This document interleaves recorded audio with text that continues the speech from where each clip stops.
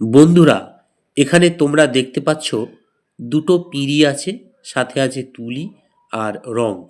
তো আজকের ভিডিওর মূল বিষয়বস্তু হলো বিয়ের পিঁড়ি রং করা।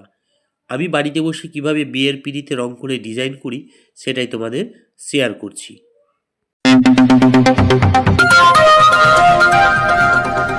Welcome back to my channel. বন্ধুরা, সবাইকে শুভ সন্ধ্যার শুভেচ্ছা জানিয়ে আমি আমার আজকের ভিডিওটা শুরু করছি। আমার আজকের ভিডিওতে সবাইকে অনেক অনেক ভালোবাসা আর স্বাগত। তো আজকের এই ছোট্ট ভিডিওটা স্কিপ না করে দেখো, তাহলে আশা করছি তোমাদের ভালো লাগবে। আমি যতটুকু পেরেছি চেষ্টা করেছি তোমাদের ভালো লাগানোর। তো চলো দেখা যাক আমরা বিয়ের পিঁড়িতে কিভাবে রং করে ডিজাইন তুলি। তো দেখো, এখানে দুটো পিঁড়ি ছিল।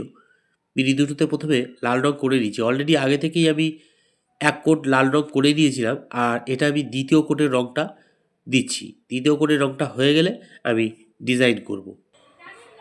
তো দেখো, দ্বিতীয় কোটের রং দুটো পিঁড়িতেই হয়ে গেছে।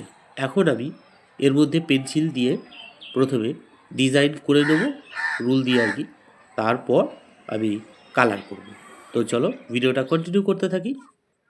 তো বন্ধুরা, ভিডিও চলতে চলতেই কয়েকটা কথা বলে নিই, যে কথাগুলো ভিডিও শেষে বলতেই হয়, না বললেই নয় আর কি। আমার কথাগুলো একটু খোনা খোনা হয়তো শোনাচ্ছে, কেননা আমার ঠান্ডা লেগেছে আর কি। তো এই কারণে একটু কথাগুলো অন্যরকম খোনা খোনা হয়ে গেছে। তো যাই হোক, একটু কষ্ট কষ্ট করে কোনো রকমে শুনে নিন।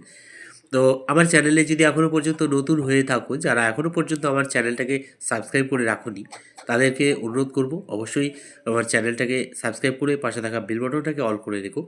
তাতে করে আমার চ্যানেল থেকে নিত্য নতুন ভিডিও এমন পেতেই থাকবে।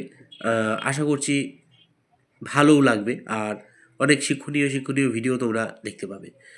তো আজকের ভিডিওটা যদি ভালো লাগে অবশ্যই লাইক তো করবেই, আর সুন্দর সুন্দর কমেন্ট করবে। সকলের কাছে এটুকু আশা তো করতেই পারি। তো চলো ভিডিওটা কন্টিনিউ করতে থাকি।